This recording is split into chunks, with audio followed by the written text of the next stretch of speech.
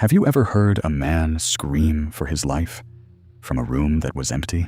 Because on March 12th, 2018, inside Redwood State Correctional Facility, located in Huntsville, Texas, United States, I stood outside cell 17 and heard something that should not exist. My name is Marcus Hale, former night corrections officer. I worked the 11 p.m. to 7 a.m. shift in C Block, the oldest wing of the prison, built in 1923. That wing had a reputation, not for violence, for sound.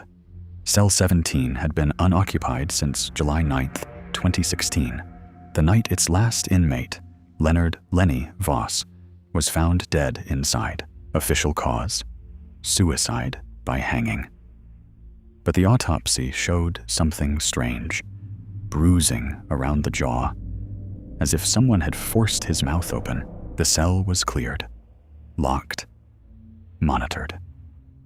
And every night at exactly 2:13 a.m., it screamed. Not a short yell, not a quick cry. A long, throat-ripping scream that lasted exactly 9 seconds. I know, because I timed it. Every single night. March 12th started like any other shift. At 1:58 a.m., I was in the control booth reviewing camera feeds with Officer Daniel Ruiz. We joked about the ghost shift until 2:12 a.m., when the temperature on C Block dropped suddenly from 74 degrees to 61 degrees in under 30 seconds. The HVAC logs later showed no malfunction. Then it happened. 2:13 a.m. The scream tore through the corridor. Ruiz dropped his coffee. I froze. We rushed to cell 17. The hallway lights flickered, but the security camera over the cell was still live. We watched the feed on Ruiz's handheld tablet while standing directly in front of the door. The cell was empty. No movement, no figure, no shadow. But the sound was coming from inside. Ruiz unlocked the outer gate while I kept my eyes on the screen. As the heavy steel door opened, the scream abruptly cut off, mid-breath. Inside, nothing had moved. The blood bolted to the floor, the toilet untouched, the walls bare except for faint scratch marks near the vent.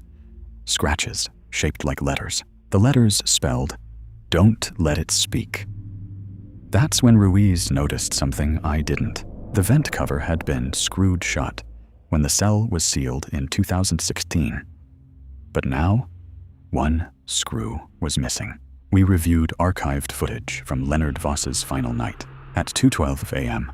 on July 9th, 2016, 1 minute before his recorded time of death, he stood in the center of the cell, staring at the vent, not at the door, not at the camera. The audio, enhanced later, picked up whispering, not from Voss, from inside the vent. Investigators dismissed it as pipe noise. But here's what they didn't release publicly. Leonard Voss had been in solitary for attacking another inmate, claiming the man wouldn't stop screaming without moving his lips. Voss insisted the screaming wasn't coming from inmates. It was coming from the walls. On March 12th, after we reopened cell 17, maintenance removed the vent cover. Behind it, there was no ductwork, just a hollow concrete shaft descending into darkness. No blueprint in prison records showed that shaft. No access point below. No explanation for how sound traveled through solid walls. At 2:13 a.m. the following night, even with the vent removed and a steel plate welded over the opening, the scream returned. Same length, same pitch, same impossible source. I requested transfer on March 28th, 2018. After reviewing thermal imaging footage from inside cell 17, at exactly 2:58 a.m., 2 seconds before the scream, a human-shaped heat signature appeared in the corner of the cell. standing where Leonard Voss had stood. Then it opened its mouth. And the scream didn't match a human frequency range. Administration officially closed C Block in August 2019, citing structural concerns. Cell 17 was filled with concrete, but before they sealed it, one final report was logged by Officer Ruiz. He wrote, "Tonight, the scream sounded closer, like it wasn't coming from the cell, like it was coming from the hallway." Redwood State Correctional Facility still operates, but C Block remains permanently locked. And if you stand near the old wing after 2 o'clock a.m., you'll notice something unsettling. The prison sirens don't drown it out. They try to. Follow Dark Horror Evidence for more